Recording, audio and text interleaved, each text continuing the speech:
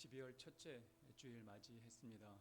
오늘 이제 주님 탄생 기다리는 이 강림절 둘째 주일입니다. 특별히 12월 한 달 동안 우리 주님께서 탄생하신 그 구주의 구주의 은총 충만한 기다리는 그런 시간 되시기를 바랍니다. 갑자기 또 추워졌고 갑자기 겨울이 찾아온 것 같습니다. 이제 힘든 시간, 어려운 시간 보내는데 우리 예배 통하여서 큰 힘 얻으시기를 바랍니다. 우리 다 같이 자리에 일어나셔서 찬송가 32장 부름으로 강림절 두 번째 주일 예배 하나님께 올려드리겠습니다.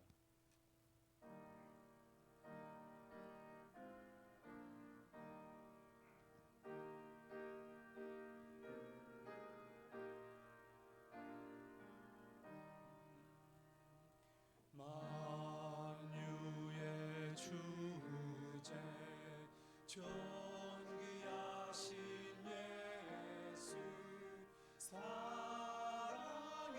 되신 하나님 나 사모하여 영원히 섬길 내 영광 되신 주로다.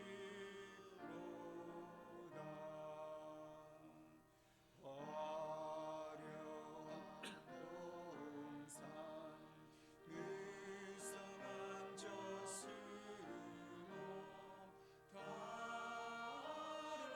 아름답고 영원한 순전한 예수 더 아름다워 온갖 긴 기쁨 주시네.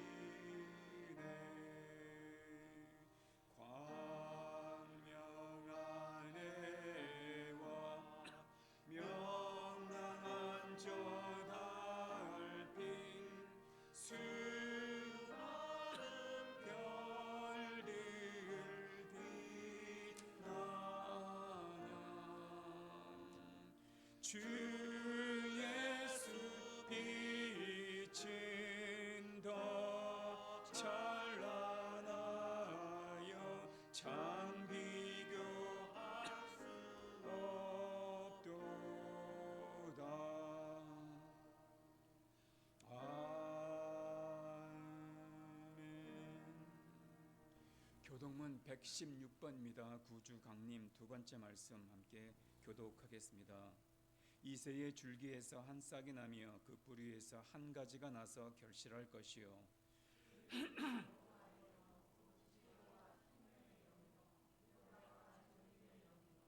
지식과 여호와를 경외하는 영이 강림하시리니 그의 눈에 보이는 대로 심판하지 아니하며 그의 귀에 들리는 대로 판단하지 아니하며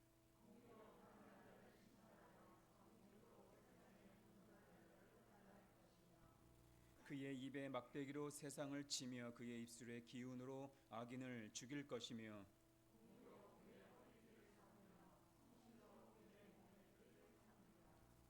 그때 이리가 어린 양과 함께 살며 표범이 어린 염소와 함께 누우며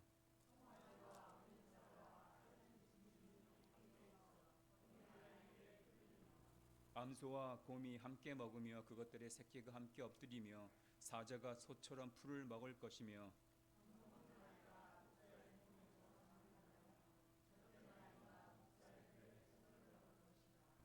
내 거룩한 산 모든 곳에서 해됨도 없고 상함도 없을 것이니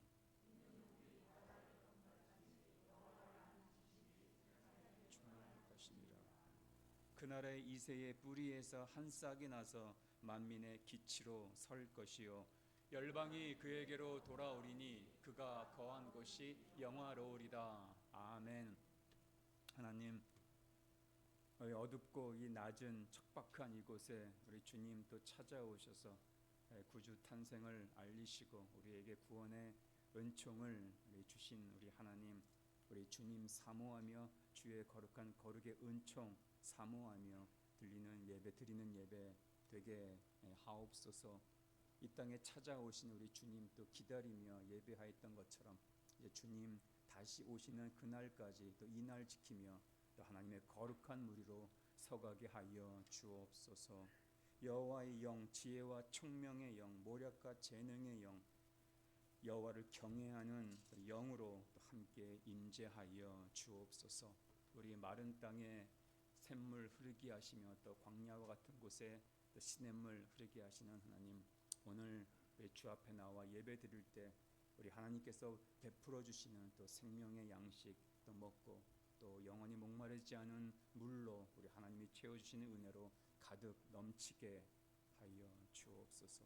또 하나님 우리에게 받은 은혜 또 나누게 해 주시고 또 매일 피차 서로 권면하여 또 하나님께서 주시는 위로로 충만케 하여 주옵소서. 성부 성자 성령 하나님 이 시간 함께 임재해 주시고 우리 성령 하나님 이 예배를 주관하여 주옵소서. 우리 주 예수 그리스도의 이름으로 기도합니다. 아멘. 신앙 고백하겠습니다. 전능하사 천지를 만드신 하나님 아버지를 내가 믿사오며 그 외아들 우리 주 예수 그리스도를 믿사오니 이는 성령으로 잉태하사 동정녀 마리에게 나시고 본디오 빌라도에게 고난을 받으사 십자가에 못 박혀 죽으시고 장사한 지 사흘 만에 죽은 자 가운데서 다시 살아나시며 하늘에 오르사 전능하신 하나님 우편에 앉아 계시다가 저리로서 산자와 죽은 자를 심판하려 오시리라. 성령을 믿사오며 거룩한 공예와 성도가 서로 교통하는 것과 죄를 사해 주시는 것과 몸이 다시 사는 것과 영원히 사는 것을 믿사옵나이다. 아멘. 예, 우리 앉으셔서 하나님께 찬양 올려드리겠습니다.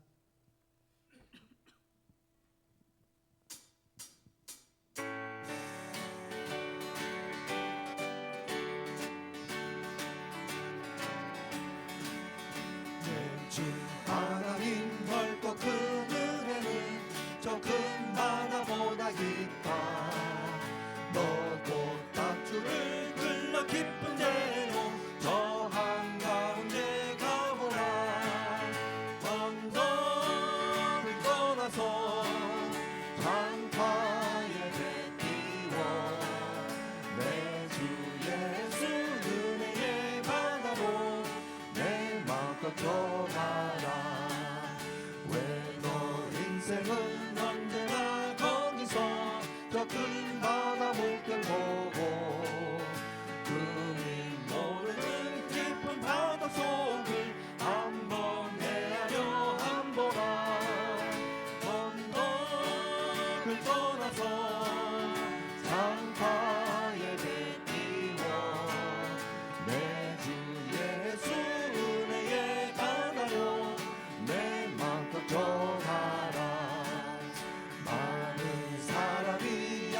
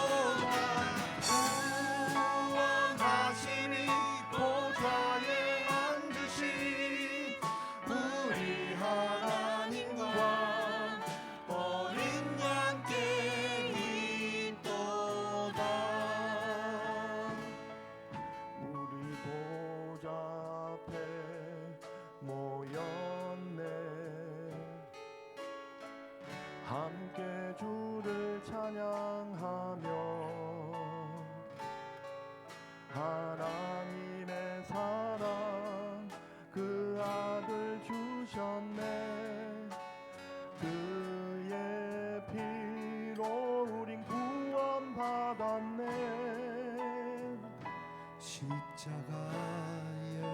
쏟으신 그 사랑 강같이 온 땅에 흘러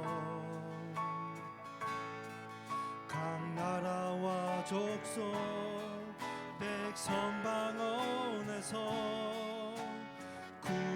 구원받고 주 경배 드리네.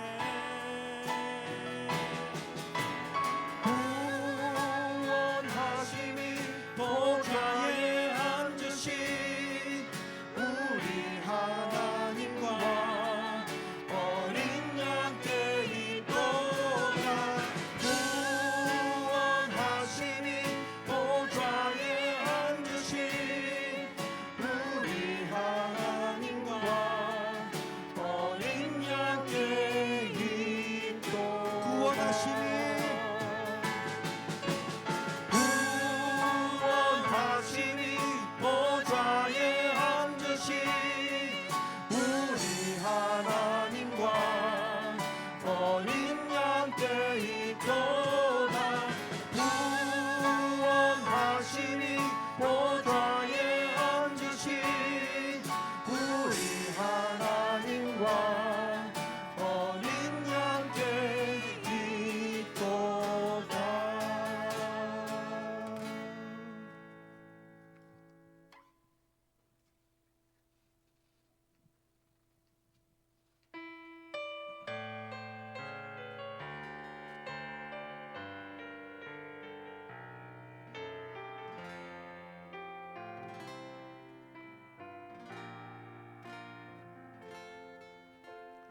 이 세상을 살아가는 동안에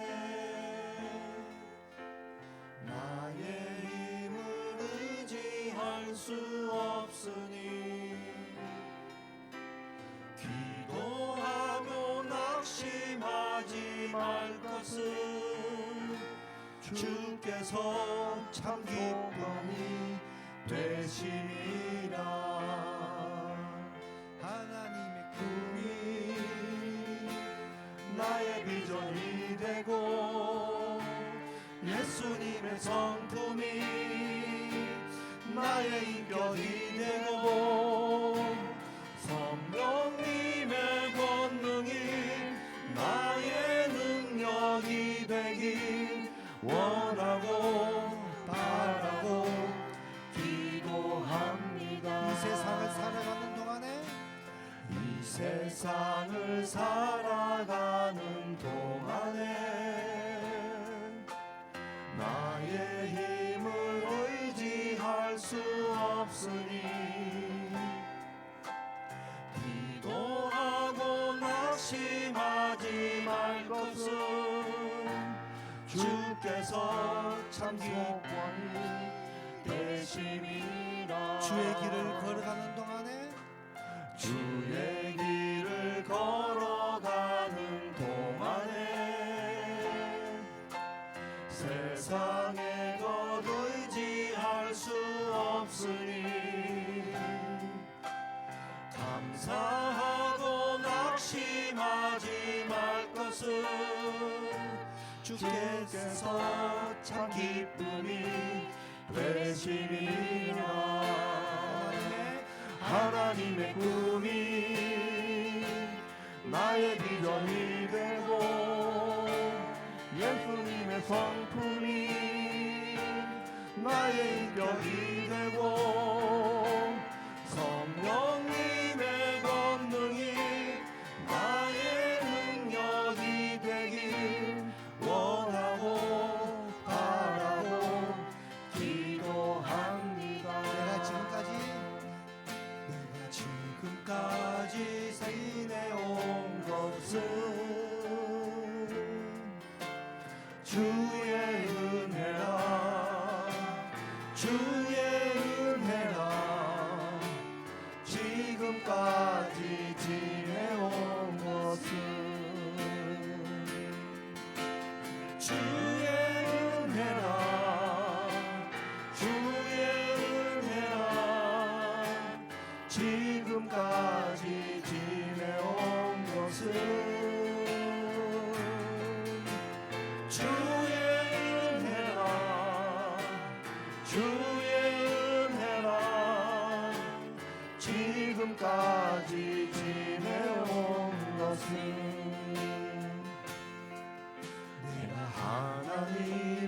자녀 된 것은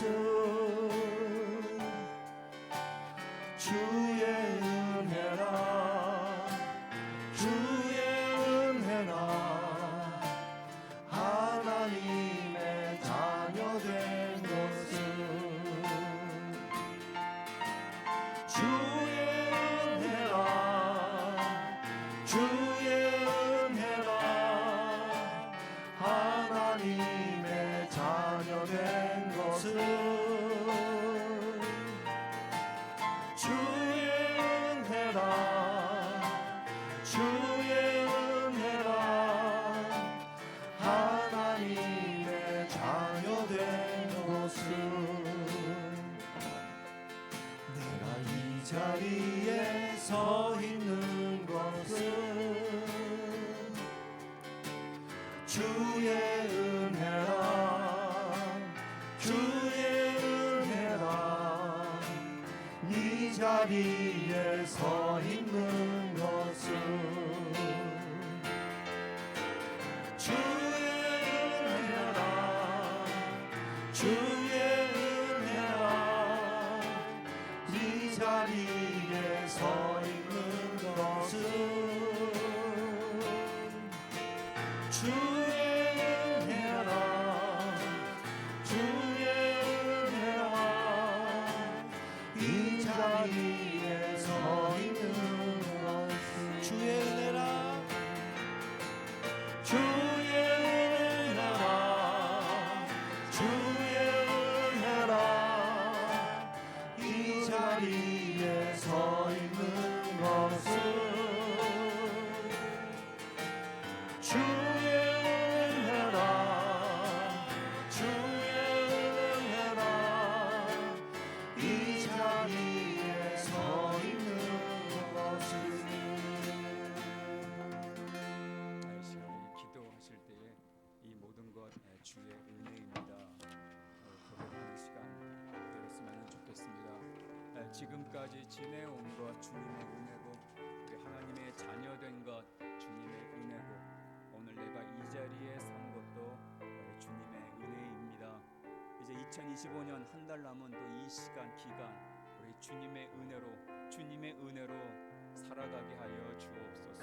기도하겠습니다. 우리 하나님 그 모든 것들 돌이켜 볼 때에 그것이 모든 것이 우리 하나님의 은혜임을 이 시간에 고백합니다. 우리를 지금까지 지켜주셨고 또 우리 하나님의 자녀 삼아 주셨고 오늘 내가 이 자리에 서게 한 것 우리 주의 은혜로 이 자리에 서게 하여 주셨사오니 우리 하나님 특별히 우리 남은 그 시간 또 우리의 인생들 또 주의 은혜로 살아가기를 원합니다. 우리 하나님 더욱더 주의 은혜로 내려주시고 특별히 하나님 이제 2025년 이제 마무리하는 한 달 이 가운데 특별히 하나님 은혜 주셔서 우리에게 주신 그 시간들 우리에게 주셨던 그 시간들 더욱더 아름답고 귀하게 사용하는 시간 되게 하여 주옵소서. 주의 은혜가 우리의 가정 가운데 우리의 삶 가운데 특별히 하나님 우리 미랄교회 가운데 더욱더 풍성히 가득히 채워 주옵소서.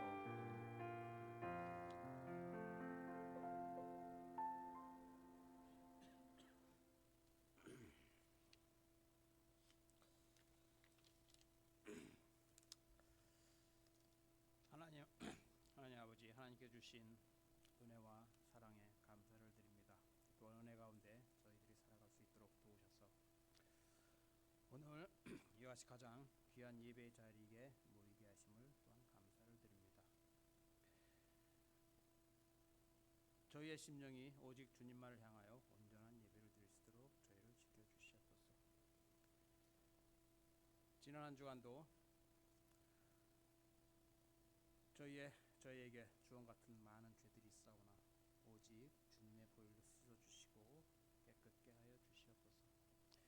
주님의 보혈을 의지하여 주님을 향한 저희의 믿음을 지키게 하시며 저희의 가슴이 오직 성령의 불길로 가득하게 하여 주시옵소서.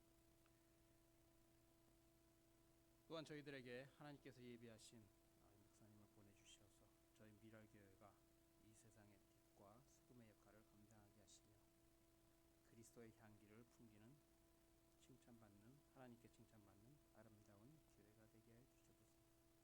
또한 또한 영적인 침체를 벗어나게 하시고 성령의 충만하심으로 말씀과 기도로 뜨거워지는 저희 교회가 되게 하여 주시옵소서.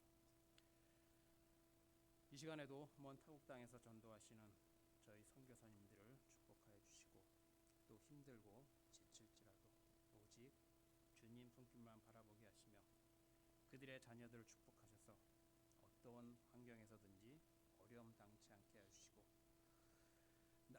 날마다 하나님께서 부어주시는 놀라운 기적들을 체험하며 살아가게 하여 주시옵소서. 이 시간 권혁진 목사님께서 전해주시는 능력의 말씀을 통해 듣는 저희들의 무지한 심령에 깨달음의 축복을 허락하시고 늘 감사와 찬양을 올려드리는 저희들이 되게 하여 주시옵소서. 예수님의 이름으로 기도합니다. 아멘.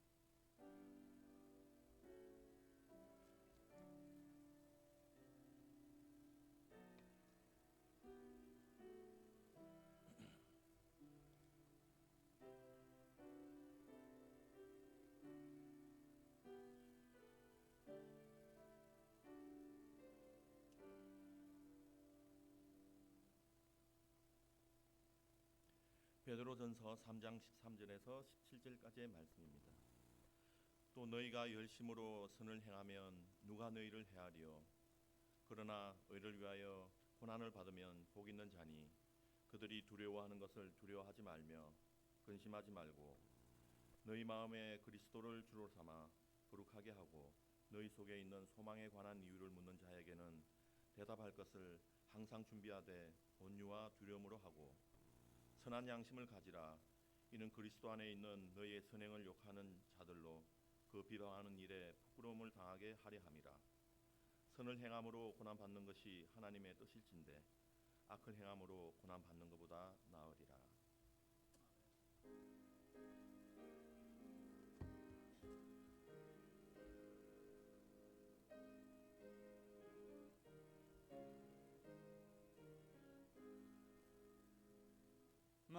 만복의 근원 하나님 온 백성 찬송해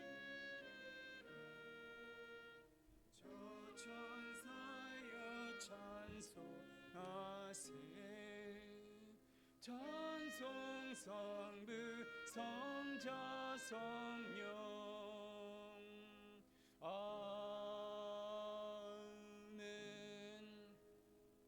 하나님 감사합니다. 또 이 땅 또 살아가는 동안 또 저희들에게 먹을 것 입을 것 또 허락하시고 특별히 또 수고의 열매를 거두게 하시는 하나님, 또 이렇게 주신 또 물질 가운데 구별하여 또 이 시간 헌금 봉헌합니다. 하나님 앞에 드려지는 물질 되게 해주시고 또 우리 하나님 축사하여 주셔서 또 이 물질 통하여서 하는 하나님의 거룩한 열매가 성령의 열매가 더욱더 넘치게 하옵소서. 또 저희들의 삶의 드림으로 더욱더 풍성케 또 하여 주시고 특별히 우리 하나님께서 채워주시고 공급하시는 은혜가 날마다 가득 넘치게 하옵소서. 우리 주 예수 그리스도의 이름으로 기도합니다. 아멘.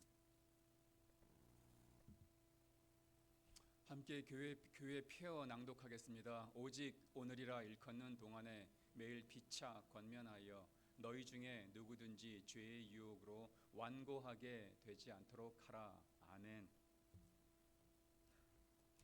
예, 우리 12월 달 돼서 우리 표어 낭독할 날도 한 세 번 남았습니다. 우리 다 함께 또 암송하셔서 또 우리 한 해 마치면서 또 이러한 피차 권면하는 우리 축복이 우리 교회 가운데 넘치기를 소망합니다.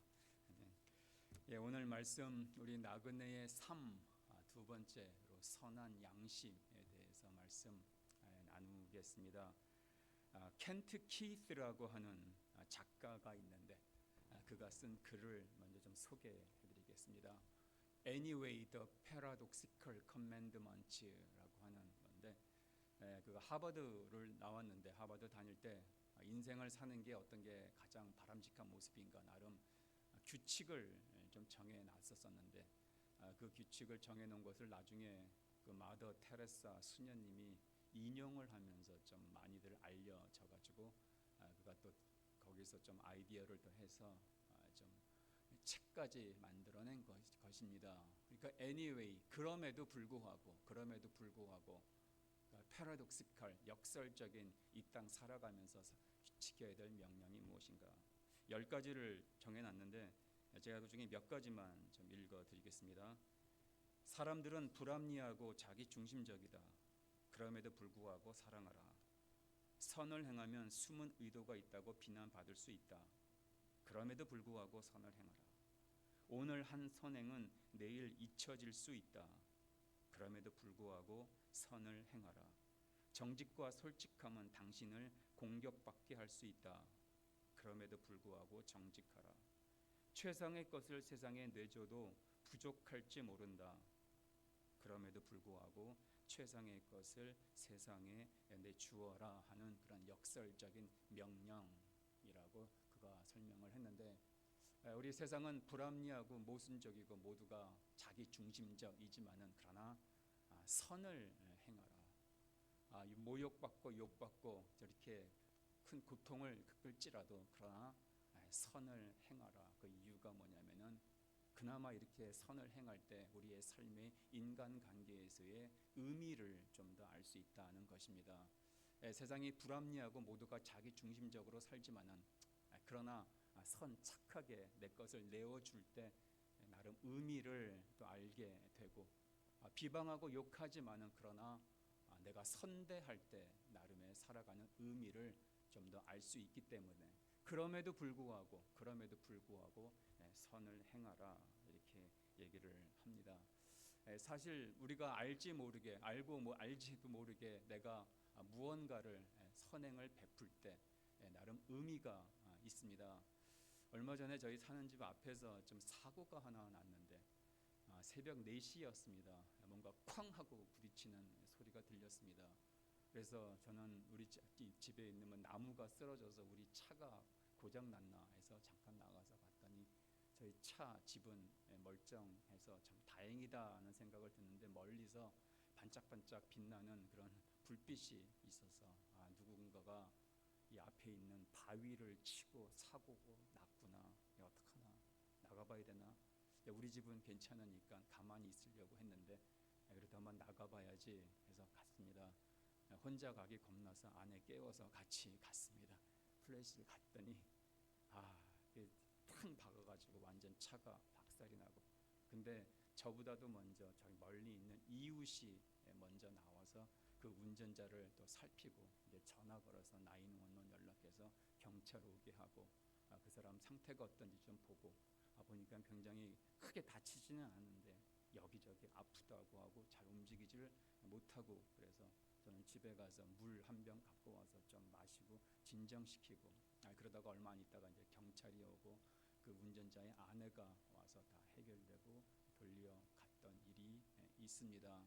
저희 집에는 아무 일도 일어나지 않았지만은 그러나 뭔가 무슨 일인가 해서 일어나서 나가 봤을 때 나만이 아니라 이웃은 벌써 나와 있고 또 멀리서도 또 나와 있어서 봐서 서로 살펴주는 그 모습을 봤을 때 정말 사고 나기 쉽고 정말 척박하고 무서운 세상이지만은 그러나 좀 살아갈 의미, 이것이 사는 그런 모습이구나를 느낄 수 있게 된 것.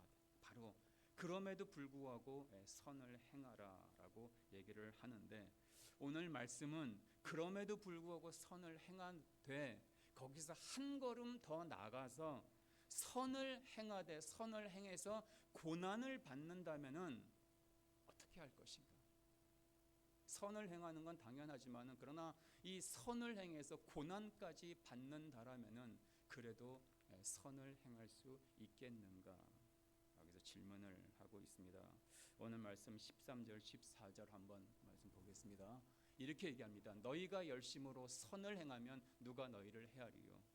선을 행하면 참 좋은 일이고 의미 있는 그런 일입니다.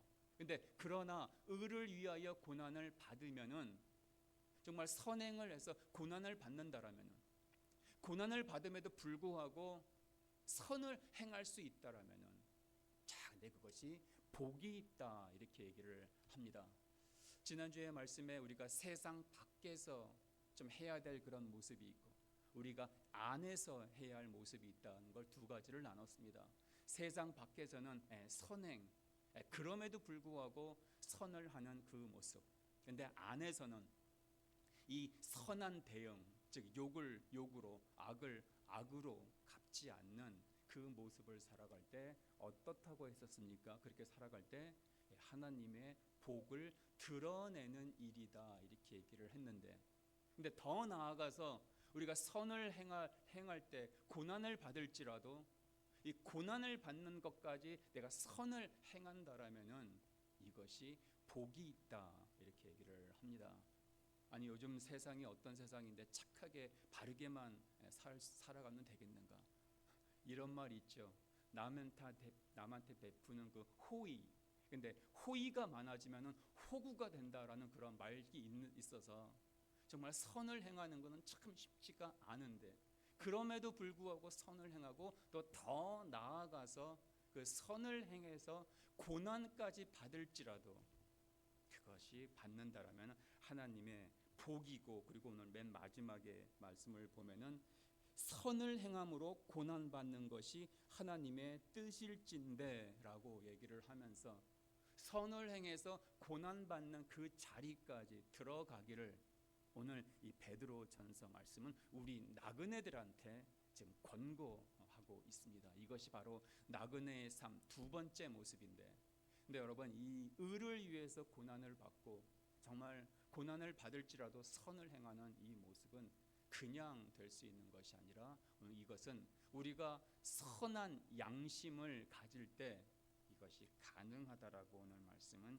얘기를 해주고 있습니다. 바로 이렇게 고난을 넘어서 정말 고난의 자리까지 갈 수 있는 이 선을 행하는 이것이 복의 자리인데, 이렇게 갈 수 있는 이 원인은 무엇이냐면은 이것이 우리가 선한 양심을 가질 때 가능하다라고 오늘 말씀은 해주고 있습니다. 그래서 오늘 이 두 번째, 우리 나그네의 삶에서 우리가 간직해야 될 그 모습, 다른 것이 아니라 우리 선한 양심 가져야 될 것입니다. 16절 말씀 한번 보십시오. 선한 양심을 가지라. 이는 그리스도 안에 있는 너희의 선행을 욕하는 자들과 그 비방하는 일에 부끄러움을 당하지 않게 하려 함이라 하면서, 욕을 해도 비방을 해도 그래도 선을 행할 수 있는 이유, 우리가 선한 양심 가질 때, 비방하고 조롱해도 심지어 고난일지라도 선을 행할 수 있는 그 이유는 뭐냐면은 바로 우리가 선한 양심 가질 때라는 그런 말씀입니다. 그래서 오늘 이 고난까지도 선을 행해서 고난을 받을지라도 우리 선을 행하면서 이것이 복의 자리에 되는 이 말씀 정말 자세히 한번 새겨 보시길 바랍니다.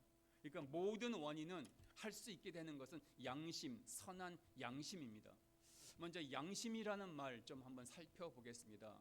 양심, 마음속에 있는 옳고 그름을 판단할 수 있는 그런 마음인데, 이 양심이라는 말의 그 한자어를 보면은 좋은 이 양을 썼습니다. 선량하다 할 때 그 양, 좋은 것, 아주 바람직한 것. 그러니까 양심이라는 것은 좋은 마음, 바람직한 마음이라는 것입니다. 그런데 이것을 원어로 조금 찾아보면은 그 양심이란 말, conscience라는 말이 나온 그리스어에 보면은 신네이데시스라는 말에서 그 양심이란 말이 만들어졌습니다. 그러니까 두 글자가 합쳐서 만든 얘기입니다. 신, 함께, 에이도스, 알다, 보다. 그러니까 둘이 함께 알게 되는 것, 둘이 함께 깨닫게 되는 것. 그러니까 양심이라는 것은 좋은 마음, 바람직한 마음인데, 둘이 봤을 때 함께 가진 좋은 그런 마음. 그래서 conscience, 함께지 않습니까? science, 보는 것, 관찰하는 것, 직관하는 것. 그러니까 둘이 같이 직관해서 둘이 좋다는 겁니다. 그러니까 나 혼자만 좋은 게 아니라 그 사람한테만 좋은 게 아니라, 정확한 이 양심의 의미는 함께 같이 보고 함께 직관하면서 함께 가진 그런 좋은 그런 마음. 간혹 우리는 이런 말 많이 듣죠. 판사들이 나는 법과 양심에 따라 판단한다. 맞는 말이죠. 양심, 바른 마음인데, 근데 그게 잘못될 수가 있죠. 왜냐하면 그 양심은 자기 혼자의 좋다는 그런 말이 아니라 이게 함께 봤을 때 좋은 판단이 돼야 된다는 겁니다. 그러니까 함께 같이 판단하는 것.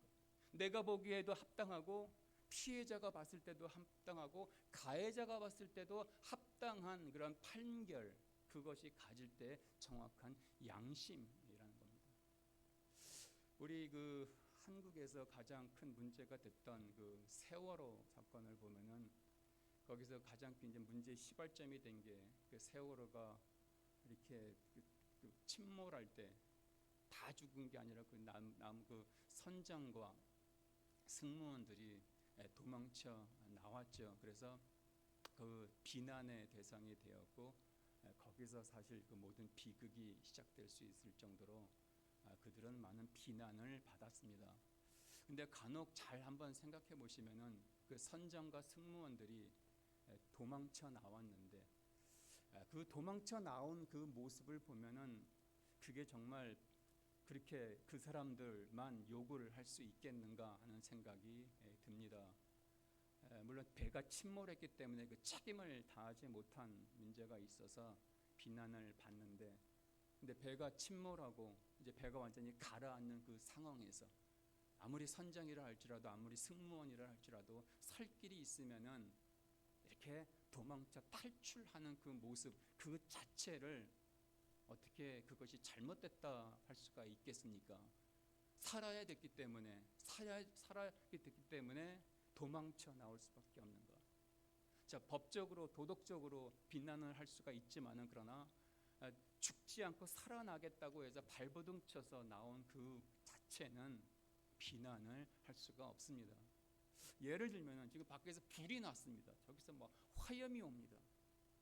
그러면 이게 불이 꺼질 것 같지 않고 그러면 살아남았다 해가지고 제가 혼자 저 뒷문으로 도망쳐 나갔다라면은 그걸 어떻게 저를 비난을 할 수 있겠습니까? 제가 불을 끌 수도 없는 일이고.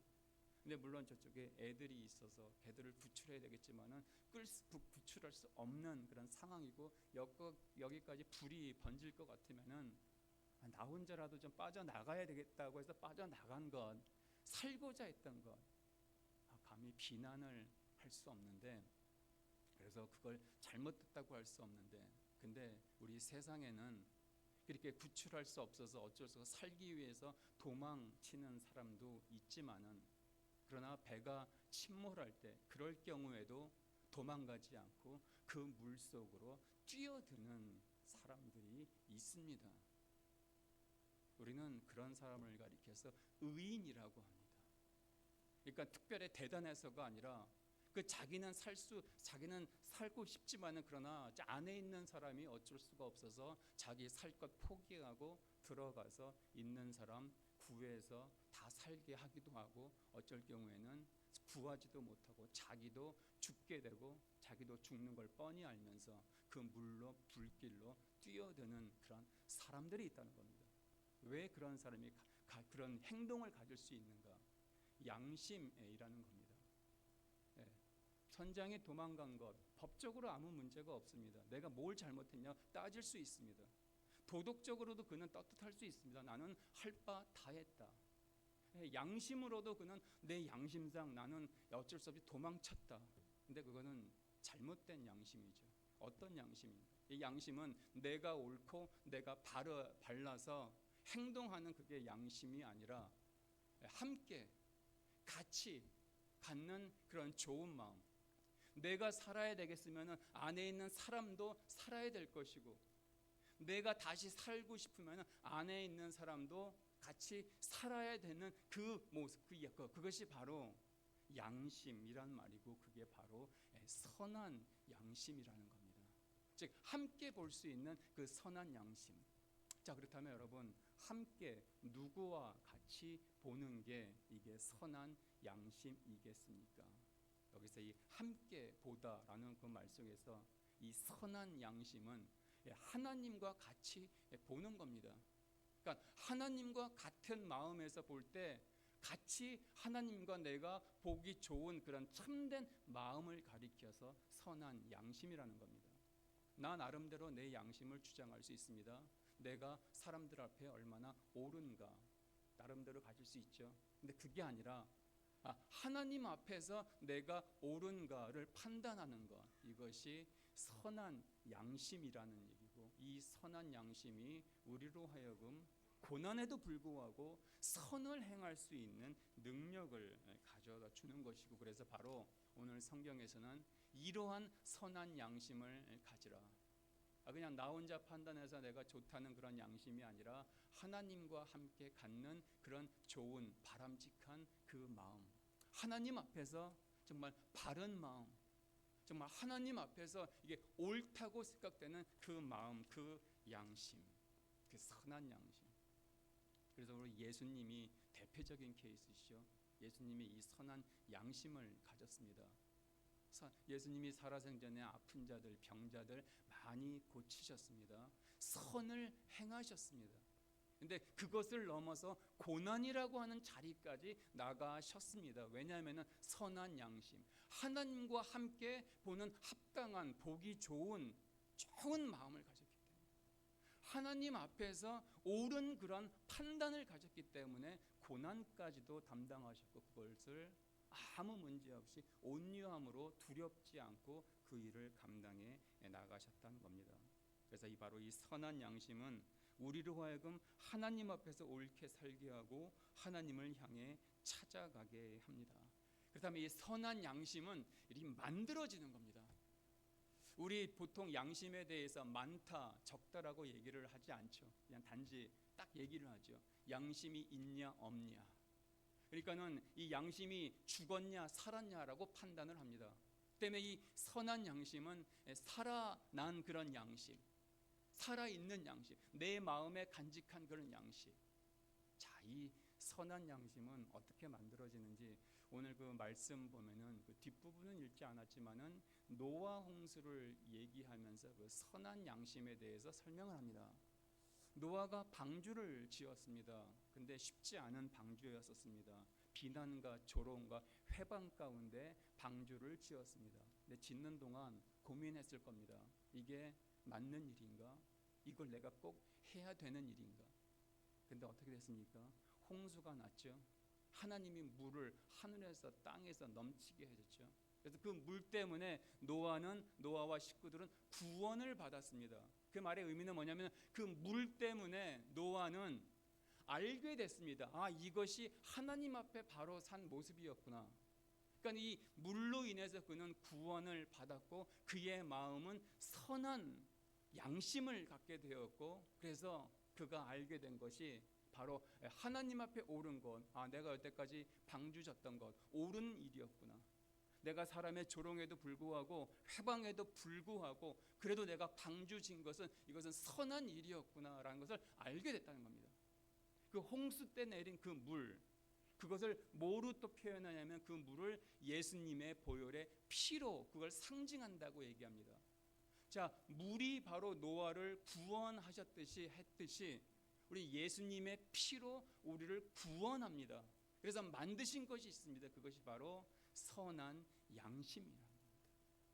그러니까 그 물이 아니었으면은 노아가 구원받지 못했을 텐데, 근데 물로 인해서 노아가 구원을 받았고, 그다음에 예수님의 피가 아니면 우리가 구원받지 못했을 텐데 예수님의 피 때문에 우리가 구원을 받아서 우리로 하여금 선한 양심을 갖게 되고, 이 선한 양심을 통해서 우리가 하나님을 찾아간다라고 설명을 합니다. 그래서 우리가 예수님을 믿고 나서 세례받죠. 세례받는 의미가 뭡니까? 물로 씻김, 즉 예수님의 피로 내가 구원받았다 해서 내가 결단하는 거 아니겠습니까? 그래서 세례받음으로 인해서 내가 이제 하나님을 위해서 새롭게 다시 서겠습니다 하고 결단하는 그것. 그래서 오늘 그 말씀 보시면은 21절 말씀입니다. 오늘 본문의 뒤에 보면은 이렇게 적어 놓습니다. 물은 예수 그리스도께서 부활하심으로 말미암아 이제 너희를 구원하는 편이 곧 세례라. 이는 육체의 더러운 것을 제하여 버림이 아니요 하나님을 향한 선한 양심의 간군이라. 즉 물 때문에 구원받았습니다. 그래서 선한 양심을 갖게 됐습니다. 그래서 우리가 세례를 받죠. 내가 결단을 하죠. 그러니까 바로 이걸 설명합니다. 바로 이 세례 결단이 무엇인가? 이 선한 양심이 있어서 이것이 바로 하나님을 찾아가는 것이다. 이렇게 설명을 하고 있습니다. 바로 그래서 선한 양심이라는 것은 그리스도의 피로 만들어진 그 마음, 바로 노아 때 하나님이 부어주신 물처럼 그리스도의 피로 쏟아붓는 물로 만들어진 그 마음 때문에 만들어졌고, 그것이 우리로 하여금 선을 행하게 한다는 겁니다. 자, 요나가 그 도망갔을 때, 막 폭풍이 일어났을 때 요나가 요구한 게 있죠. 저 바다에 나를 던지라. 그러니까 그 물, 하나님이 일으킨 물에 자기를 던졌을 때 자기 죄가 뭔지를 철저하게 깨닫고 그가 살아나게 되었습니다. 즉 선한 양심을 갖게 되었습니다. 그래서 그 이후에 하나님이 명령하실 때에 니느웨로 가라 외치라 했을 때 그는 갔습니다. 그 마음에는 원치 않았지만은 바로 선한 양심이 있었기 때문에 그 비방하고 욕하고 하는 그걸 향해서 그가 갈 수 있었다는 겁니다. 바로 그 물에 던졌고 그가 결단했기 때문입니다. 여러분, 베드로도 나름 양심이 있었습니다. 살고자 하는 양심, 누구 살리고 싶은 양심. 그래서 주님이 죽으신다고 했을 때 그렇게 죽으면 안 됩니다 얘기했고, 주님이 공격받을 때 칼로 그를 대적했고, 근데 그가 가진 양심은 어떤 양심입니까? 자기 양심이죠. 우린 그런 양심을 가리켜서 악한 양심이라고 합니다. 죽은 양심이라고 합니다. 근데 부활하신 주님 다시 만나서 그가 다시 거듭나서 그가 결정한 게 있죠. 그가 가진 선한 양심으로 하나님을 향해 찾아 나갔고, 심지어는 순교의 자리까지도 그가 걸어갔다는 것. 자, 그래서 이 베드로의 신앙을 통해서 그가 깨달은 것이 바로 이 선한 양심을 통해서 나타난 그 선한 행동, 그것이 고난일지라도 그럼에도 불구하고 그것이 우리 복이다라고 저희에게 알려줍니다. 그 바보 같은 목사님이라고 호칭을 받았던 한 분이 계십니다. 잘 아실 겁니다. 어떤 분이 한 목사님이 돌아가셨을 때 회고하면서 쓴 글에서 나온 건데 이렇게 기록했습니다. 그는 바보처럼 살다 가셨다. 가장 좋은 옷을 입고 가장 멋진 자동차를 탈 수 있었는데도 그는 바보처럼 좋은 옷 대신에 소매가 닳아 빠진 옷을 입었고 멋진 차 대신에 버스를 타거나 남의 차를 빌려 타곤 했다. 가장 안락한 아파트에 살 수 있었는데도 바보같이 그것을 마다하고 월세방에 사는 교인들이 얼마나 많은데 라고 하시며 산꼭대기 18평 정도 되는 국민주택에 들어갔다. 바보 같은 목사님. 누구십니까? 영락교회 한경직 목사님이시죠. 한국의 최고 큰 교회 담임 목사님. 얼마든지 높은 자리에서 얼마든지 높은 그런 대접받고 살 수 있었지만은 그분 마지막 돌아가셨을 때에 18평 남짓 되는 그런 아파트에서 통장에 돈 하나도 없이 가족들에게 남겨둔 유산 하나 없이 그냥 세상을 떠나셨다는 그런 목사님. 그리고 살아생전에는 교회만이 아니라 여러 가지 정말 선한 그 사역 참 많이 하셨죠. 교회만이 아니라 학교 세우고 양로원 세우고 병원 세우고, 심지어는 그 숭실대학교 망해갈 때 교회가 나서서 그거를 다시 재건시키기까지 하면서 했던 것. 얼마든지 크게 마음껏 누릴 수 있었지만은 그렇게 청렴하게 살면서 떠나가신 그 목사님. 여러분, 그분이 왜 그렇게 바보 같은 삶을 사셨겠습니까? 그분이 그렇게 살고자 했던, 결심하게 됐던 이유가 하나 있습니다. 그게 뭐냐면은 그분이 돌아가시기 전에 그 템플턴이라고 하는 상을 받으셨는데, 그게 종교계의 노벨상과 같은 그런 상인데, 그 상을 받고 그리고 감사 예배 드리다가 그분이 이런 고백을 했습니다. 나는 사실 죄인입니다. 나는 신사참배 강요에 거기서 굴복했고 이기지도 못하고 신사 참배했던 죄인입니다라고 하면서 그 죄에 대한 것이 여태까지 나를 짓눌렸고 오늘에야 드디어 회개하면서 그 짐을 벗고자 합니다라고 그런 고백을 했습니다. 그러니까 가장 위대한 가장 큰 목사였지만은 과거에 죄가 있었거든요. 근데 밝히지는 못하고 가만히 있었었는데 그분이 깨달은 게 있습니다. 바로 그 큰 죄가 있는데 예수 그리스도의 피로 그가 새로운 양심, 선한 양심 가지게 되었고 그 양심 때문에 그는 정말 선한 행동으로 일관되어 와서 살아왔다 하는 것. 우리 다윗이 하나님께 기도했습니다. 하나님, 내 속에 정한 마음 창조하시고 내 안에 정직한 영을 새롭게 하여 주옵소서. 시편 51편 10절에 나와 있는 그런 기도입니다. 그가 큰 죄를 짓고 나서 하나님께 간구했던 기도 내용입니다. 정한 마음, 깨끗한 마음, 정직한 영, 흔들리지 않는 그런 마음, 즉 선한 양심 만들어주시고 새로 회복시켜 달라는 그런 기도했다는 사실. 자, 여러분, 우리도 한번 이런 기도 드리시면서 올 한 해 마무리하실 때 우리 다른 게 아니라 우리 하나님, 내 속에 정직한 마음, 정직한 영 창조하여 주옵소서.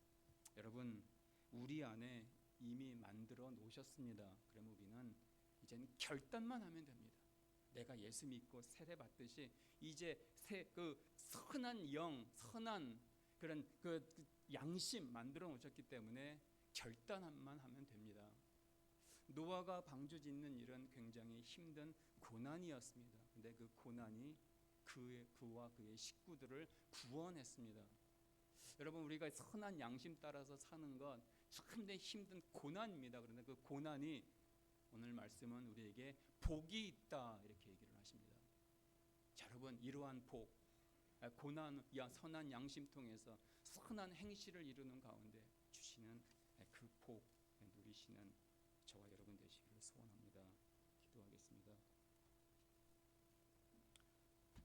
하나님, 우리를 이 땅에 또 두시면서 나그네로 또 부르시고 또 어둠이 아니라 기이한 빛에 또 들어가게 하시며 생명 주시는 하나님, 우리가 이 나그네의 삶을 살아가는 동안 우리 의를 위하여 살아가는 저희들 되게 하여 주시고 또 우리 그럼에도 또 불구하고 또 하나님의 뜻을 이루어가는 저희 성도로 세워 주옵소서. 우리 선한 양심 따라서 살아가는 성도로, 거룩한 성도로 세워 주옵소서. 우리 주 예수 그리스도의 이름으로 기도합니다. 아멘. 이제 이 시간 우리 마지막 찬송 함께 부르겠습니다. 458장 너의 마음에 슬픔이 가득할 때.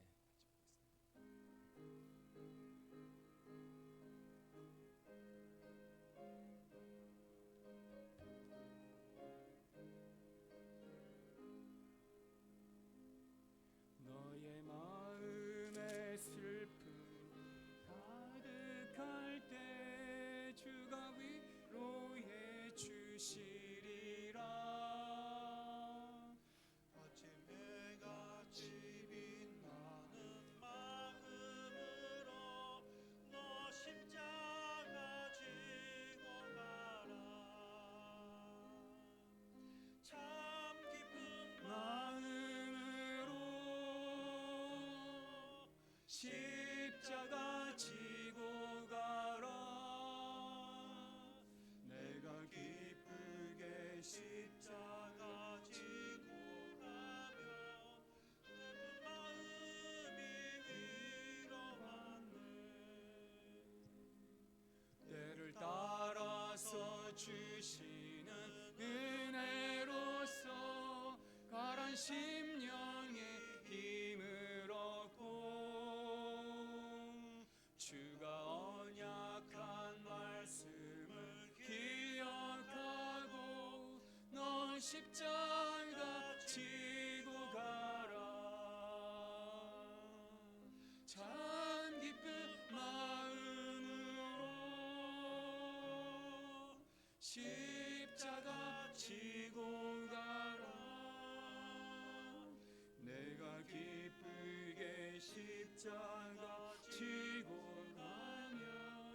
슬픈 마음이 위로받네.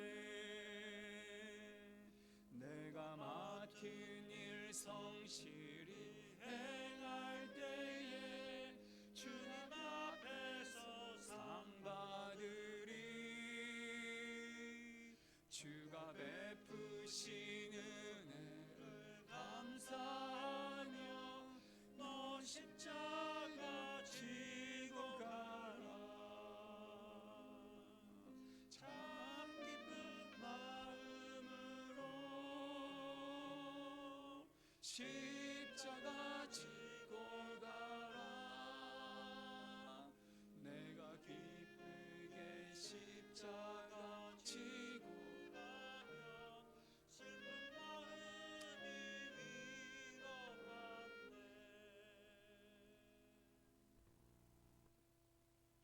이 땅에 찾아오셔서 우리를 구원하여 주신 그 예수 그리스도의 은혜와 하나님 아버지의 지극히 풍성하시고 가득한 사랑하심과 성령 하나님의 위로하시고 충만하시고 교통하심의 역사가 주 앞에 나와 예배드리는 주의 사랑하는 교우들을 위해 또 하나님께서 주신 그런 선한 양심 갖고 또 이 세상을 향하여서 선한 행동만이 아니라 고난까지, 의를 위하여 고난의 자리까지 또 참여하여 또 복에 이르는 귀한 마음 가지고 세상을 향하여 나아가는 주의 사랑하는 교우들 위해 이제로부터 영원까지 함께 계시기를 축원하옵나이다. 아멘.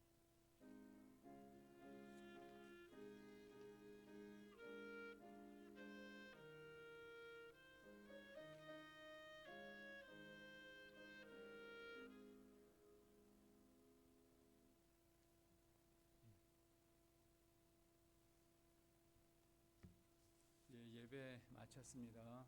우리 몇 가지 광고로는 오늘 재직회가 있겠습니다. 우리 2025년 또 마무리하면서 어디 한 해 이렇게 정리하는 그런 의미로 재직회 있으니까 우리 재직되시는 분들 다 같이 참여해 주시기를 바랍니다. 아마 오늘 간단하게 식사가 되는 것 같은데 우리 빨리 먹고 우리 참여해 주시기를 바랍니다. 우리 이영미 집사님, 강기선 집사님도 재직회 참석해 주시기 바랍니다. 우리 다음 주일에, 그래서 오늘 하기로 한 순모임은 다음 주일에 하도록 하겠습니다. 예배 마쳤습니다.